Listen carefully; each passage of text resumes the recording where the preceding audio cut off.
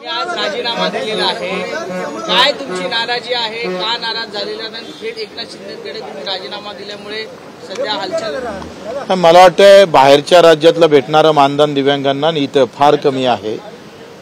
बऱ्याच पदभरती झाली नाही, 6-6 महिने पगार भेटत नाही, मानधन भेटत नाही. म्हणजे लाडकी बहीणला दिलं चांगलंच आहे, पण त्यांना 2 महिने अगोदरचं भेटतं आणि दिव्यांगांना 6 महिने भेटत नाही. या सगळ्या याच्यावर उद्या आंदोलन करण्याची वेळ येईल आणि ती वेळ आली तर मग आपली नैतिक जबाबदारी आहे आणि दिव्यांगासोबत आम्ही बेमानी करू शकत नाही. म्हणून आज आपण राजीनामा दिला आणि असलेली सुरक्षा सुद्धा काढावी असं पत्र दिलेलं आहे शिंदे साहेबाला. उद्या फडणवीस साहेबाला देऊ.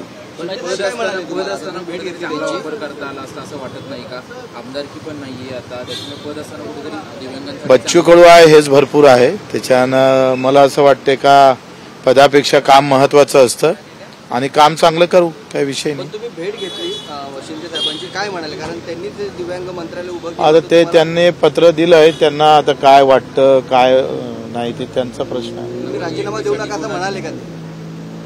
तुम्ही राजीनामा देऊ नका. बच्चू कडूंवर तर शिंदे साहेबांचं प्रेम कमी झालंय का असा त्याचा प्रश्न आहे. नाही, पदामुळे प्रेम राहतं आणि पद काढलं म्हणजे प्रेम कमी होते असं नाही. असं काही विषय नाही, तो काही विषय नाही आहे.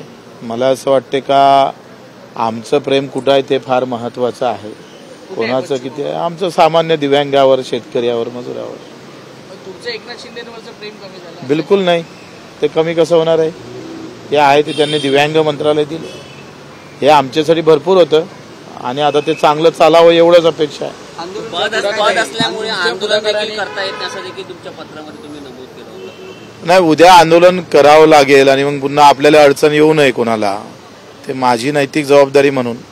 आणि दिव्यांगासोबत आपण बेमानी करू शकत नाही आणि म्हणून तो राजीनामा दिला आहे. मंत्रालय जे स्थापन व्हावं याच्यासाठी तुम्ही पुढाकार घेतला होता, आता तुम्ही राजीनामा दिला त्याच्यामुळे नवनियुक्ती लवकरच केली झाली पाहिजे. चांगल्या तुम्ही काही चर्चा केली का? कोणाचं नावाची शिफारस? नाही, ते मी करणार नाही. त्यांनी चांगलं नाव द्यावं जो दिव्यांगाच्या संपर्कात राहील, कारण दुःख भरपूर आहे, वेदना भरपूर आहे. संवाद आणि संवेदना ठेवून त्यांच्यासोबत चांगला हितगुज करणारा एखाद्याची चांगली नियुक्ती त्यांनी करावी. पण जर राजीनामा देखील स्वीकारला नाही तर मग पुढचं काय ते पाहू, तो नंतरचा भाग आहे. जर तर मध्ये आपण कधी बोलत नाही, आता जे आहे याच्यावर बोलतोय. चल.